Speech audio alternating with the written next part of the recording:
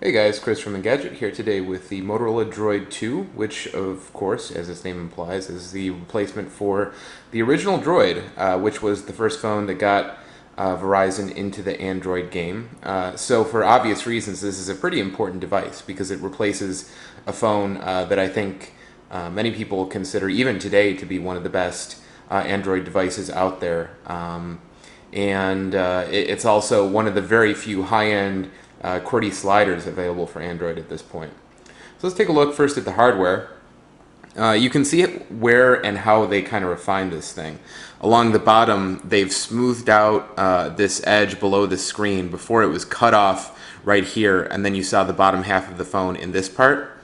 Now it's sort of smoothed out, covers the entire bottom, and also they've changed this edge here from black to sort of a black chrome. Looks very nice.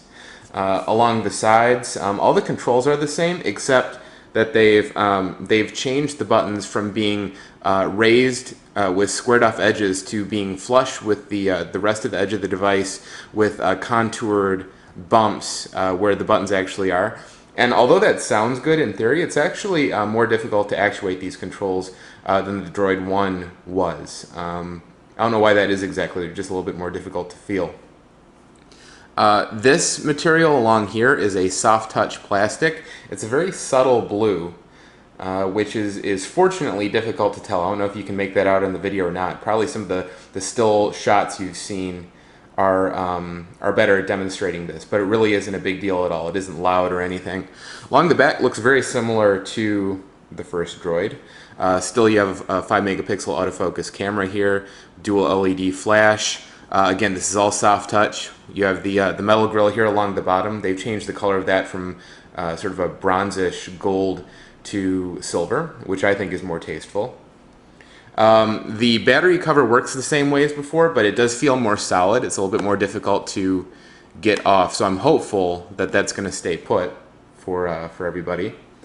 Along the top, as I mentioned, all the edge controls are the same, but they have made this flush now, the 3.5mm jack. Before it was sort of raised, and it's not now. And along this side you have the micro USB port with the LED indicator to say that it's charging, which is nice to have. So let's turn this on. And you can tell already, just by looking at this, I think, that it is a Motorola customized skin. And this is basically the exact same thing that you're getting on the Droid X. So along the bottom here you have these indicators to say which panel you're currently on. If I tap and hold here, you're going to see that we have the Motorola widgets. And there are quite a few of them. Some are more useful than others. I really don't like their treatment with weather. I think you can get better weather widgets in the market, but fortunately you're more than welcome to do that thanks to Android. You're not locked out of that, thank goodness. Along the bottom here you have the same three icons that you saw on the Droid X. You have phone, the app menu icon, and then on the right you have the contacts button. Down below you have 4 capacitive buttons, but they are in a different order than the original Droid. They're in the same order as on the Droid X. So apparently Motorola is going in that direction in the long term, I hope. I hope they're not going to switch that up anymore. But if you're upgrading from an original Droid, I can see how that's going to be a little tricky to get used to at first. So let's open this up. A lot of, I don't want to use any negative words here, but there's a lot of, let's just put it this way, there's a lot of extra software that comes in the Droid 2's ROM, and if you've played with the Droid X, you know exactly what you're going to get here. Same sort of stuff. You do have access to the mobile hotspot app, which is good. You're going to have to pay extra for that every month, but at least you have access to it. Backup Assistant, Blockbuster for movie rentals, something that they premiered on the Droid X. There is DLNA compatibility, so you can share media on here with DLNA compliant devices. Let's see what else in here is notable. They've pre-installed Places, Quick Office, Need for Speed Shift, Media Share, which ties in with the DLNA stuff.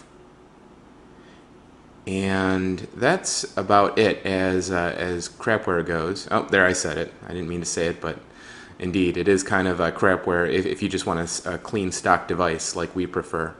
And then you have the social networking widget, which you can replace with, like if you want to use Twitter's official Twitter widget, you can do that if you want. And then if we go to settings here, scroll down to the bottom, go to About Phone. Oops. No.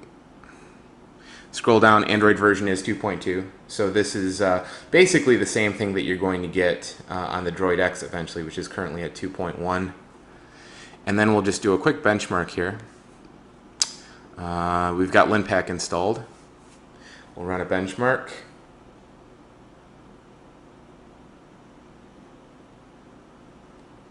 And there you go. Oh, that's the highest one I've seen yet. It's over 14 megaflops, which is, I don't have a Droid here to compare. I'll get those numbers and I'll post them on the site. But it's definitely an improvement over most 2.0 and 2.1 based devices, that's for sure. And of course, the Droid 2 does have a much faster processor than the first Droid. It's up to a gigahertz, and it's on a more modern OMAP core as well. So you have a couple advantages working for you.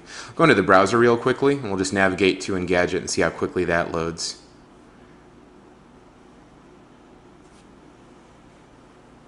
So I think, there we go. We went straight to the full Engadget experience because I think we had a cookie set for that. But I cleared out the cache, so you should be getting a pretty realistic experience. We're connected to Wi-Fi right now, by the way. But this should be how quickly things render and load over Wi-Fi, generally speaking. So not too bad here. It's fully loaded at this point. Pinch and zoom. You know, obviously on the Engadget homepage there's a lot going on, and it's relatively smooth, but it gets a little nasty in some places, you can see. And I have to say, generally speaking, performance on this has been pretty inconsistent. You'd expect with the faster processor that it would just blow the original Droid out of the water, and I wouldn't say that it is that way at all. It is faster, but not convincingly so. In other words, you shouldn't feel bad if you have an original Droid. And scrolling is pretty smooth. Very smooth there, actually. Not too bad. So obviously in browsing, that's going to be one of the places where you're going to see, where you're really going to feel that processor boost the most, I think. So anyhow, that's a quick look at the Droid 2. Oh, you know what? One more thing before I sign off. Let me show you the keyboard real quick. So one of the big pushes with this device is the fact that they've completely redesigned the keyboard. They've gotten rid of the D-pad on the right, and there's a very, very slight doming to these keys, which, you know, if you've owned a Droid for the past few months now, you've probably completely gotten used to using the flat keyboard on that. But I know that when I first started using the Droid, and when many people first started using that device, they had a really hard time getting used to the fact that there was virtually no key feel at all. And I think that just has to do with how you know, how the top and the bottom are built together and how little tolerance there is between those two pieces. There just isn't enough room to make those keys domed. So what they've done here is given them just a very, very slight doming that actually makes a huge difference. You can feel these keys very well, even though they're just barely curved. And they, like I said, they got rid of that D-pad and expanded out the remainder of the keys so that you get more room per key, which is good because the soft keyboard on this 3.7-inch display isn't as good as it is on the Droid X for obvious reasons. It's just more cramped, so you tend to make more errors. I think that you're going to want to use this physical keyboard from time to time. And they've done a pretty good job with it. You have an Alt-Lock key, which is good if you're doing a lot of numeric entry. You have an OK key now, a back key. They've gotten rid of the menu key because of the rearrangement here, so you know, you can access that really easily. That's not a big deal. So anyhow, that is a quick look at the Droid 2.